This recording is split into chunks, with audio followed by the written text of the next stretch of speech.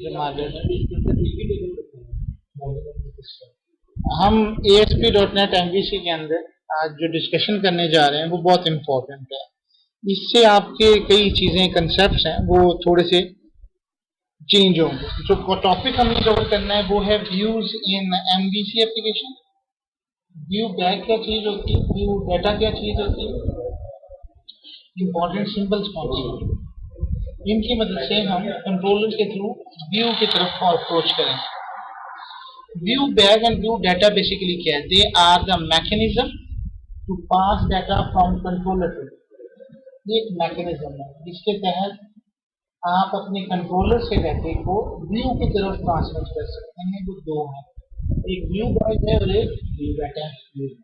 To pass data from controller to view, it is always a good practice to use strongly typed view methods. अब ये strongly typed methods क्या होती हैं? इनको हम next में भी और इसमें भी कवर करने की कोशिश करेंगे। लेकिन अभी सिर्फ आपको एक बताना चाह रहे हैं कि आप लोगों ने व्यू बैग और व्यू डाटे तो क्यों नहीं इस्तेमाल करना, और अगर करना है तो उसकी क्या रीजंस होनी है, किस वक्त आपने व्यू बैग और व्यू डाटे को इस्तेमाल करना है, किस वक्त बेहतर तरीका है कि आप स्ट्रॉन्गली टाइप जो है वो व्यू मेथड इस्तेमाल करें। We use at the rate symbol to switch between HTML and C# code. जहां पर भी हमें HTML का कोड से C# में जाना होगा एट द रेट साइन आपने यूज करें। अब जैसे फॉर एग्जाम्पल अब देखिए थोड़ा सा अंडरस्टैंडिंग कर रहे हैं अपने। तो क्या है कि कंप्यूटर आपकी सिर्फ 0-1 की लैंग्वेज को समझता है, फिर कुछ लैंग्वेजेस के प्रिमिटिव डाटा टाइप्स बनाए गए। प्रिमिटिव डाटा टाइप्स बनाई गई। प्रिमिटिव डाटा टाइप जो है इंटीजर थे, कैरेक्टर था, डबल था, बाइट था, जो कि कंप्यूटर को हम उसमें कवर रखते हैं। लेकिन इससे हमारी जरूरतें पूरी नहीं होती। फिर एक और टाइप्स बनाई गई जो जावा के अंदर और C# के अंदर ऑब्जेक्ट, उनको हमने जेनेरिक क्लासेस के तौर पर लिया। इनको हमने कहा कलेक्शन क्लासेस जो मोर देन वन चीजों को मिलके बनाती है। जैसे क्यू आपने इंप्लीमेंट करना है, स्टैक इंप्लीमेंट करना है, मैप इंप्लीमेंट करना है, हैश टेबल इंप्लीमेंट करना है, ये सब चीजें आपकी जेनेरिक इसकी पहचान है। लेट्स सपोज मैं आपको समझाने के लिए एक एप्लीकेशन का आगाज करता हूँ। लेट्स सपोज ये फाइल न्यू प्रोजेक्ट है। अब मुझे समझ लें, अभी एक चीज तो आपको समझ आती है कि भाई आपने एक डाटे को लेके जाना है, सिर्फ एक नाम लेके जाना है। अगर आपने एक सीरीज ऑफ कलेक्शन लेके जानी है, वो कैसे लेके जानी है, उसके ऊपर हमें एक थोड़ा सा काम करना होगा। जैसे कि अगर मैंने कंट्रीज की लिस्ट पास आउट करनी है, स्टूडेंट्स की लिस्ट पास आउट करनी है, क्योंकि देखिए अगर मैंने डेटाबेस से डाटे को ड्राइव करना है तो वो एक आधा तो नहीं होगा, हो सकता है हजारों हो। तो वो एक कलेक्शन ऑफ ऑब्जेक्ट्स बनेंगे। उस कलेक्शन को लेके आने के लिए मुझे उसको इम्प्लीमेंट करना है, और वो कैसे वो चीज क्रिएट होगी उसके ऊपर मेरी डिस्कशन आज का मौजूद है। यहाँ से मैं वेब पे आऊंगा, ASP.NET एप्लीकेशन, और फॉर एग्जांपल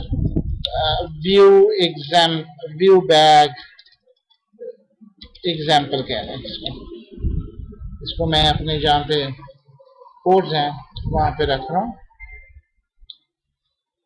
एक अच्छी प्रैक्टिस होती है कि आप हमेशा अपनी एप्लीकेशंस को सही मानों में रखें।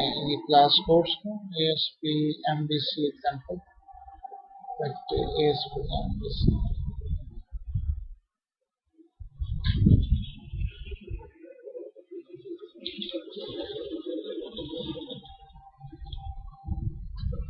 इसको मैं MVC ले रहा हूं, और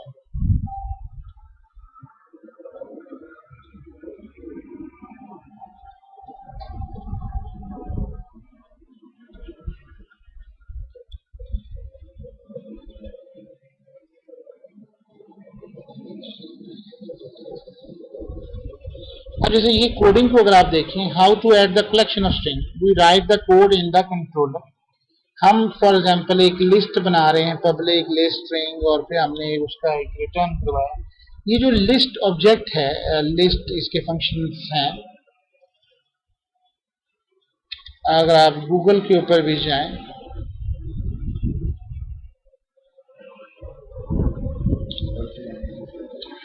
अभी हमारे पास आ चुका है। मैं सोल्यूशन एक्सप्लोर पे आता हूँ और मैं कंट्रोलर पे एक कंट्रोल आपके लिए ऐड कर देता हूँ। ऐड इनिशियलाइजिंग इन टेम्पलेट्स हो रहे हैं, क्योंकि देखें बेसिक्स आपकी एमवीसी के लिए कंट्रोलर, व्यू और मॉडल को बहुत समझना है। अगर आप इसमें कहीं पे आपकी कोई कंफ्यूजन रह गई है तो आप एमवीसी के साथ वर्कआउट नहीं कर सकते।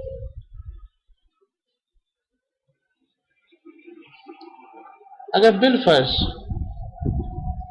लिस्ट इन C#,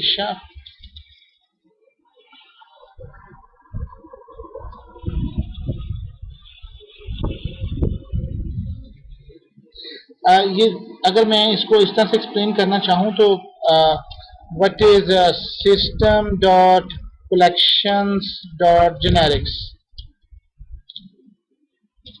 ये है क्या चीज? कलेक्शन से मुराद या इस तरह से नहीं होगा। What is collection in C#, जो छोटी सी तारीफ आती है ना वो मैं चाह रहा हूँ आपके सामने। Collection classes are specialized classes for data storage and retrieval. Special classes हैं. These classes provide support for stack, queue, list, hash table. Most collection classes implement the same interface. अब तुम्हें इंटरफेस का पता है, जो इतनी जोर से बोल रहा है तू बोल, इंटरफेस का पता है? हाँ जी, मैंने आपसे कई दफा कहा है कि इसको सलीस इंग्लिश या सलीस उर्दू मत किया करें, ये नहीं होता है।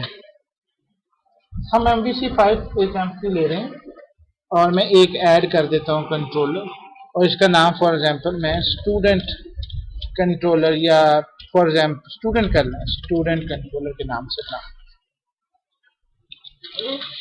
तो एक बात आपको समझ आ गई कि स्पेशल टाइप ऑफ क्लासेस हैं जो कि बिल्ट की गई हैं ताकि आप कलेक्टिवली कोई इंफॉर्मेशन है उनको रिट्राइव कर सकें। आम क्लासेस इंटीजर कैरेक्टर जो आपके थे वो नहीं हुए, ऐसा क्लासेस कंसेप्ट किसका है? क्लासेस। अब देखें, नहीं देखें, अरे जो है वो कंजक्टिव मेमोरी एलोकेशन है। स्टैक एक और चीज होती है, क्यू एक डिफरेंट चीज है, ठीक है, मैप उससे भी डिफरेंट चीज है, लिस्ट इससे भी डिफरेंट चीज है। वो एक बिल्कुल अरे से हट गई है।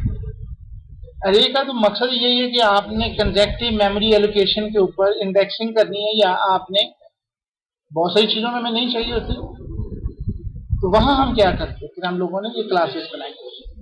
अच्छा, अब बिलफर्स्ट अगर आप देखें व्यू बैक एग्जांपल है और मैं ये एक्शन रिजल्ट हटा देता हूँ। Let's suppose I don't want this thing, let's suppose मैं एक पब्लिक बनाता हूँ, और अब वाइड का मतलब आपको बहुत अच्छी तरह डिफाइन है कि ये रिटर्न कुछ नहीं करेगा। अब अगर मैंने एक एप्लीकेशन बनानी है और मैं एक लिस्ट दे रहा हूँ, लिस्ट मतलब रिटर्न भी लिस्ट ही करेगा। अगर मैप बना रहा हूँ तो गूगल मैप्स आप देखते हैं, वो आपको कोऑर्डिनेट्स देता है, X axis and Y axis की लोकेशन देता है। सो हमें क्या करना है, अगर मैं इसको लिस्ट करता हूँ, अब गौर करना है आपको कैसे पता चलेगा कि ये जो मैं ले रहा हूँ ये कलेक्शन है या generic system dot collection dot generic class का हिस्सा है। इसका बहुत आसान सी पहचान है, जहां लेस देन और ग्रेटर देन का साइन आपके लिखे हुए के आगे आ जाए, वो उससे मुराद है कि ये क्या चीज है आपकी, ये system dot collection dot generic class का हिस्सा है। यहां देखें, जरा गौर करें, ये लिंक लिस्ट है, नजर आ रहे ना आपको? तो ये लिस्ट है, आई रीड ओनली लिस्ट, ये जो ये है ये इंटरफेस है, ये जो निशान आपको मैं दिखा रहा हूँ ये इंटरफेस है। इंशाल्लाह फ्यूचर में बताएंगे कि इंटरफेस क्या चीज होती है, लेकिन ये वो इंटरफेस नहीं होता कि जो आपको सामने वो HTML का फॉर्म बनाए तो आप उसको कहेंगे जी ये इंटरफेस है, टोटली आप ब्लैंक हैं, कभी भी नहीं है ये, ठीक है। इंटरफेस एक डिफरेंट चीज है, हम उसको देखेंगे। लेकिन आपने अगर आप गौर करें तो मैं इस लिस्ट की बात करूं, आप हमेशा थोड़ा सा गौर, जो चीज आपको यहां बताई जा रही है वो देखें, class system dot collection dot generic इस क्लास का हिस्सा है।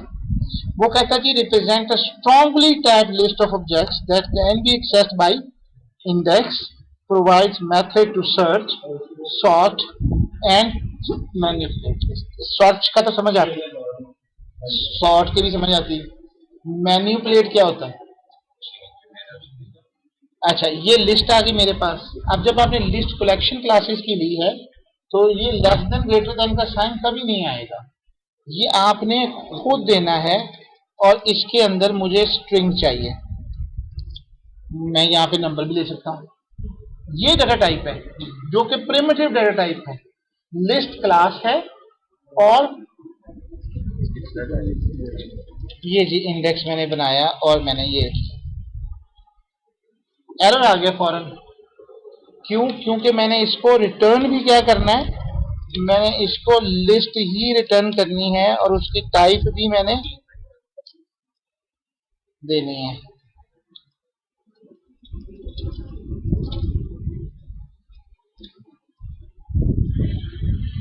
अच्छा, अभी इसके साथ निकल के हम रिटर्न न्यू लिस्ट स्ट्रिंग और फिर उसके अंदर बात करते हैं। अभी क्योंकि ये हमें क्या कह रहा है, ये हमें कह रहा है कि not code path return value. अच्छा, क्यों नहीं करेगा जी? जब तक आप न्यू लिस्ट इसको नहीं बनाते। तो जी ये मुझे बताएंगे रिटर्न के स्पेलिंग गलत है। अब इसको कोई इतराज नहीं। ऐसा नहीं हो सकता कि अगर आपने उसको पब्लिक, ये वाइड की जगह पे मैंने ये रिटर्न टाइप दी, जो मैं ऑब्जेक्ट की टाइप दूंगा मुझे वही रिटर्न करवाना। अब फॉर एग्जांपल ये एक लिस्ट है और लिस्ट में फॉर एग्जांपल इंडेक्स की है, स्टूडेंट्स के नाम डालता हूँ, फॉर एग्जांपल डबल कोट्स हैं अहमद। अब यहाँ कॉमा आएगा, रिजवान,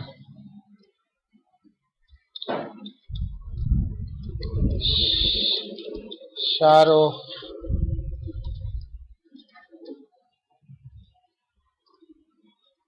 अली अकबर, उमैर, उमैर ही है। आखिरी मुझे देने की जरूरत है, इसको वो पूरे को एक ऑब्जेक्ट के तौर पे लेते हैं और आखिर वाली ब्रैकेट जो होती है वो उसके साथ सेमी कॉलन होती है। तो इसको हमने पूरे को एक लाइन ऑफ कोड के तौर पर सपोर्ट करना। अच्छा, ये चीज तो हमें समझ आ गई। यहां तक कुछ पूछना? जो नाम लिखिए उनको एक देखो, जो ब्रैकेट्स होती है, ब्रैकेट्स क्या होती हैं? Block of code. जैसे फॉर लूप आप लगाते हैं तो उसके एंड पे आप दो ब्रैकेट लगा देते हैं, जो भी कोड आपने रिपीट करना होता है उस ब्लॉक ऑफ कोड के, और उसके बाद आप सेमी कॉलन नहीं देते। लेकिन जब आप कलेक्शन को आप दे रहे हैं तो रिटर्न तो एक ही चीज करेगा ना, एक कलेक्शन कर रहा है या एक वक्त में उस कलेक्शन के अंदर हजारों चीजें हैं, इससे कंप्यूटर को नहीं फर्क पड़ रहा, लेकिन वो एक वक्त में एक ही चीज रिटर्न करेगा। ये नहीं हो सकता कि ये आप इनको जितने भी नाम मैंने दिए हैं इनको आप अलग-अलग तस्वुर करें और ये हर कोई अलग-अलग रिटर्न हो रहा है, ऐसा नहीं है। ये सारे मिलके एक लिस्ट बनाएंगे और वो लिस्ट पास ऑन हो रही है। अच्छा, ये चीज के बाद ये मैंने एक कोड लिखा। अब क्वेश्चन ये था, अगर मैं इसको रन करता हूं तो पहला एरर क्या आ रहा है उसके ऊपर हम बात करते हैं। अगर मैं इसके ऊपर आता हूं और मैं इसको गूगल क्रोम के ऊपर चला देता हूं,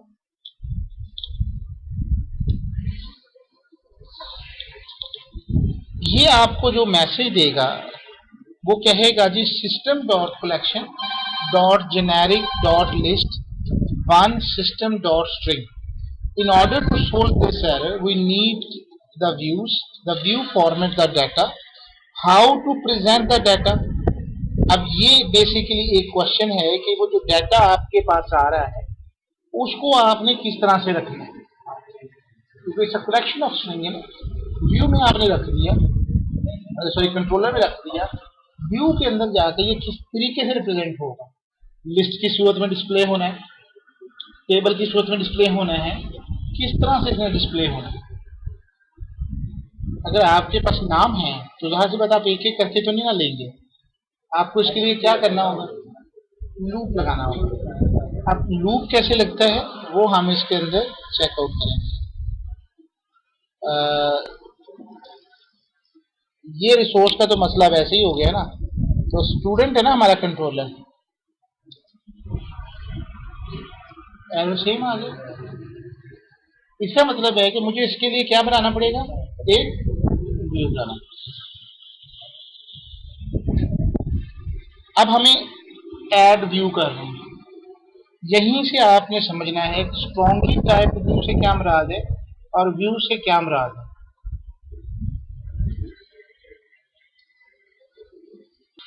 अब अगर आपने एम्प्टी लिया है टेम्पलेट, तो इट मीन्स ये स्ट्रॉन्गली टाइप नहीं होगा। एम्प्टी विदाउट मॉडल, एम्प्टी लेंगे तो उसका मतलब है कि स्ट्रॉन्गली टाइप है, वो आगे बात करें। अभी मैंने एम्प्टी मॉडल विदाउट मॉडल लेना है, मैं इसके ऊपर आऊंगा, डीबग को मैं स्टॉप करूंगा, स्टॉप डीबगिंग, इस पे राइट क्लिक करें, ऐड व्यू पे आए। अब यहां पे आपने कुछ भी नहीं करना, सिर्फ एक मेथड जो है वो ही ले लेना जो उसका इनिशियल। ये जो मैं लफ्ज बार बार बोल रहा हूँ स्ट्रॉन्गली टाइप्ड, इसमें क्या फर्क है, ये अभी हम इसके ऊपर बहस करने लगे कि क्या मतलब है। बहरहाल जब तक वो आता है आपके सामने, first change the return type है, रिटर्न व्यू आएगा, for this view you need the action result. अब हम इसको बनाना चाहते हैं, this can return more than view, सिर्फ व्यू के नहीं साथ कर सकता है, जेसॉन एप्लीकेशन को भी कर सकते हैं, इसके और कंट्रोलर को भी आप पास कर सकते हैं। सिर्फ व्यू से आपने ये नहीं समझना कि एक सिर्फ एचटीएमएल वाली फाइल को चलाता है, जेसॉन बहुत लफ्ज बार बार यूज होता है, जेसॉन हो गया, ये सारी चीजों को हम इसके थ्रू पास आउट करते हैं। तो ये अभी तक आपकी ये व्यू बैक डाटा ये कुछ अभी तक स्कैफोल्डिंग कर रहा है इसकी, ये इंतजार करें। यू कैन सी दैट इसमें जो सबसे पहले आपका नाम पड़ रहा है वो है व्यू बैक के साथ पड़ रहा है। फॉर एग्जाम्पल मैं इसकी टाइप बनाता हूँ student information and just like that student data.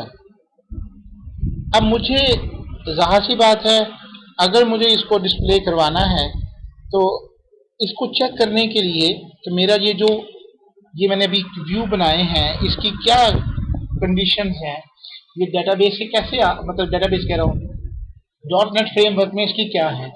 आपने काम करना है कि जहां आपने ये बनाए हैं स्टूडेंट कंट्रोलर, अब जैसे ये इंडेक्स है, इसके ऊपर राइट क्लिक करें, यहाँ एक लफ्ज होता है गो टू डेफिनेशन, आप डेफिनेशन पे चले जाए, ये आपको बताएगा कि जी मैं जो लिस्ट स्ट्रिंग हूँ वो किस से बिलोंग करती है, वो क्लास स्ट्रिंग से करती है, आई कंपेरेबल, आई क्लोनेबल, आई कन्वर्टेबल, ये सब के साथ इन्यूमरेबल, आई इक्वेटेबल, इनके साथ इनहेरिटेंस हो रही है और ये मल्टी इनहेरिटेंस हो रही है। ठीक हो गया। अगर इसी तरह से आपने किसी का भी देखना हो तो आप उसको देख सकते हैं। सोल्यूशन एक्सप्लोरर में वापस आए, स्टूडेंट कंट्रोलर को मैं वापस चलाया, लेट्स सपोज ये मेरी बात को आप समझ गए हैं। अब अगर मैंने इसको देना है तो मुझे इसको बताना होगा, अब इसको मैंने इसको दे दिया है, एक व्यू दे दिया लेट्स सपोज। अब इस व्यू में मैंने जो भी डिस्प्ले करना है, इनको मैंने लिस्ट में डिस्प्ले करना है, मैंने इनको किस फॉर्म में डिस्प्ले करना है वो मैंने इसके अंदर कोडिंग करूंगा और इस कोडिंग को मैं लिखूंगा किस तरह से। फॉर एग्जाम्पल अब यहाँ पे अगर मैंने फॉर ईच लूप लगाना है तो मुझे वो ना तो इंटेलिजेंस दे रहा है ना कुछ दे रहा है, तो इसके लिए जो एट द रेट का साइन है ये लगाना, जो मैंने शुरू में इससे बात की। देखें फॉर ईच दिया मैंने।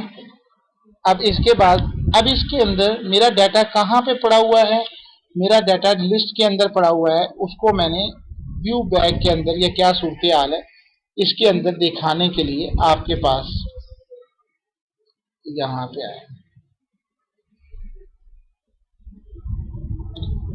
हाँ जी, ये आ गया व्यू बैग रिटर्न आ गया।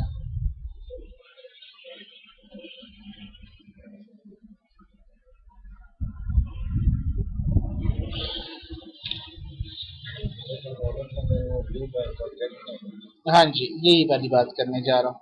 जैसे यहाँ पे ये व्यू बैग का मैंने ऑब्जेक्ट बनाना था। ये व्यू बैग का ऑब्जेक्ट जब तक मैं नहीं बनाऊंगा, मेरे पास इसको लेके जाने का तरीकाकार इम्प्लीमेंट नहीं होगा। अब पहले मुझे इसके ऑब्जेक्ट में जाना है, जो आज का हमारा लेसन है। इसको मैं खत्म कर रहा हूँ। मैं ले रहा हूँ जी व्यू, ये बैग आ गया डॉट स्टूडेंट। अब यहाँ पे गौर करें, ये कहता है जी कि डायनामिक एक्सप्रेशन। इससे मुराद ये होती है कि व्यू बैग एक ऑब्जेक्ट उसको फ्राहम कर रहा है हमें, लेकिन आगे उसका नाम नहीं हमें बता रहा। ये हमारी मर्जी है कि हम नाम इसका कौन सा रख लें। अब दो क्वेश्चन राइज होंगे, ये कि अगर आपने रखा है तो अगर स्पेलिंग की आपने कोई मिस्टेक कर दी तो ये आपको कंपाइल टाइम के ऊपर एरर नहीं देगा। यही सबसे बड़ा व्यू बैग और व्यू डाटे का नुकसान है। फॉर एग्जाम्पल मैं इसको कहता हूँ जी स्टूडेंट्स है is equal to new list string, और इसको मैं यहाँ पे रिटर्न व्यू कर दूंगा। तो ये इसका खात्मा जो है ये हो गया, और इसमें मैंने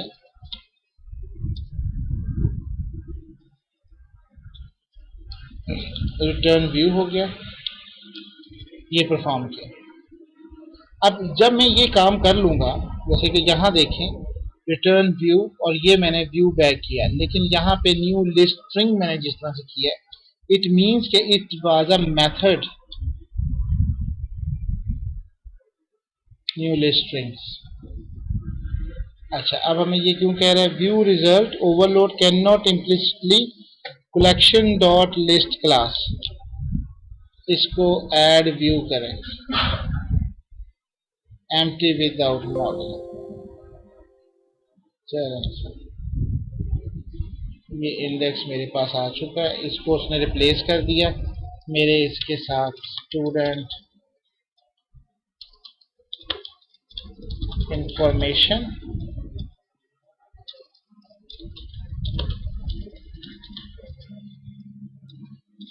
अब सबसे पहले eight the rate for each loop, यानी जहां पे भी मुझे HTML से जाना है मुझे इसकी हालत में कन्वर्ट करना होगा। अब स्ट्रिंग और जो आपने वेरिएबल बनाया है वो एक वेरिएबल जिस तरह से लूप लेते हैं उस वेरिएबल को लेना है, और उसके बाद जो आपने व्यू बैग बनाया है उसके ऊपर इंप्लीमेंट करते हैं।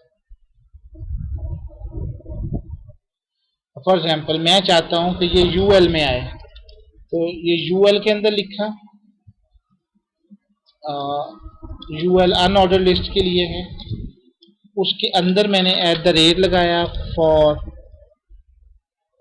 ईच लगाया।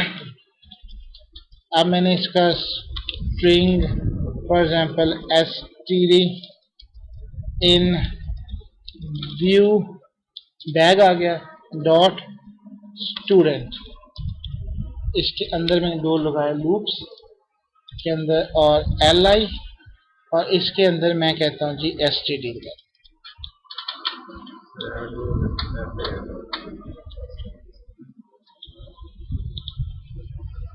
अच्छा, अब मैंने नहीं डाला, इसकी खास वजह है, std के साथ एट द रेट का साइन नहीं डाला तो क्या होगा, इसको चलाएंगे तो आपके पास जितने भी वेरिएबल्स हैं वो उसी को प्रिंट आउट कर देगा। अब पहले इसको रन करें। ये आपका आ गया, ये हमें क्यों कर रहा है ये हमें क्यों कर रहा है, उसकी वजह ये है कि ये एक्शन रिजल्ट, जब भी आपने व्यू बनाना होगा तो आपको वहां पे जो फंक्शनलिटी देनी है वो आपको फिर ये नहीं देनी है, बल्कि आपको यहाँ पे एक्शन रिजल्ट देगा। एक्शन रिजल्ट और व्यू रिजल्ट, नहीं, यहाँ पे मैंने रिटर्न टाइप पहले दी हुई थी वाइड के लिए, जिस तरह वाइड होती है, पब्लिक, इंटीजर देते हैं, तो यहाँ मैंने लिस्ट वाली दी हुई थी। अब मैंने एक्शन रिजल्ट दिया। एक्शन रिजल्ट का काम होता है कि जेसॉन से, कंट्रोलर से या व्यू की तरफ इंफॉर्मेशन बैंक की तब ये काम परफॉर्म करें। अब क्योंकि हमारे पास व्यू था ना, हमने व्यू के तहत काम करेंगे। अब इसको चलाएं, इसको गूगल क्रोम पे। अगर आपने वैसे उसको लिस्ट लिया तो वैसे ही उसकी तरफ चला जाएगा ना, डाटा ऑब्जेक्ट की तरफ। सिर्फ डाटा तो नहीं ना स्टे करना। उनका साइज छोटा बड़ा करना है।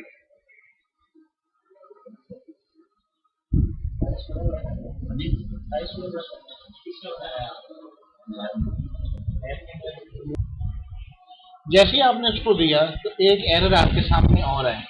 ये एरर को पढ़ें। An exception of type system dot null reference exception occurred in app web but was not handled by the user। अब इसका मतलब ये है कि जो आप व्यू बैक के साथ डाटा भेज रहे हैं वो बेसिकली उसको रिटर्न कैसे करेगा। अब इंफॉर्मेशन के हिसाब से आप आगे आए।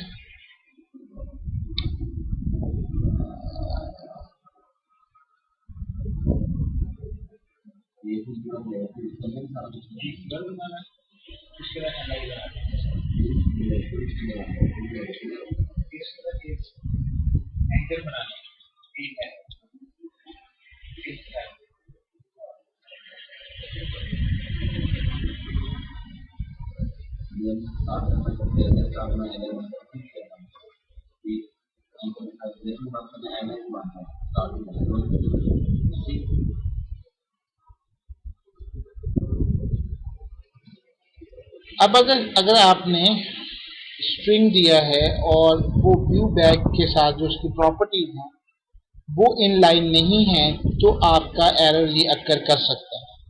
जैसे ये view back dot student was mentioning here, तो कहाँ है हमारा ये स्टूडेंट वाली क्लास। मैंने जानबूझ के दिया और यही आपको समझाने के लिए था कि ड्यूरिंग कंपाइल टाइम वो आपको एरर नहीं दे रहा, रन टाइम तो अनहैंडल्ड हो गया ना। मतलब आप एक कोडिंग लिख रहे हैं, कोडिंग के वक्त ही आपको जो चीज दी जाएगी वो आपका कंपाइलर उस वक्त आपको बता रहा है। जब वो एग्जीक्यूशन हो गई उसकी तब उसने, यही स्ट्रांगली टाइप का सबसे बड़ा फर्क था। जब आप स्ट्रांगली टाइप मॉडल इस्तेमाल करेंगे, अभी तो हम एम्प्टी विद आउट मॉडल ले रहे थे ना, जब इंशाल्लाह नेक्स्ट एग्जांपल में, क्योंकि हमें जब डेटाबेस से लेना है तो हमने मुख्तलिफ जगहों से ड्राइव करना है, उस वक्त हम ये रिस्क नहीं ले सकते कि ये डाटा यहाँ से इस तरह से फाउंड आउट करेगा। तो यू कैन सी दैट कि ये जो एरर था मैंने जानबूझ के इसीलिए रखा यहाँ पे, और इसको आपने डीबग करें, स्टॉप डीबगिंग, या इसको स्टूडेंट कर दें या उसको स्टूडेंट्स कर दें। बहरहाल अब आप इसको चला दें।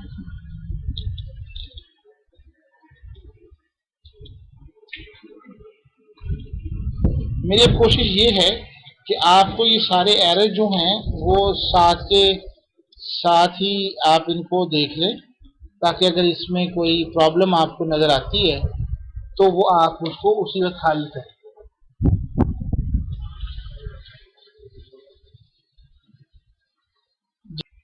अब आपके सामने रिजल्ट आया, मैंने स्टूडेंट इन्फॉर्मेशन लिखी, सब जगह पे उसने एसटीडी डाल दिया, हालांकि इसको नाम लेने चाहिए थे। अब जरा गौर करें कि वो नाम कैसे आते हैं। जब आप लोगों ने फॉर ईच लूप लगाया और उस फॉर ईच लूप के अंदर आपने उसको ट्रांसमिट ही नहीं किया कि ये जो मेरा वेरिएबल है ये किस तरीके से परफॉर्म करेगा। वो परफॉर्म कर रहा है एसटीडी को, और एसटीडी जब तक आप एट द रेट साइन नहीं लगाएंगे ये कन्वर्ट नहीं होगा इनटू HTML to C#।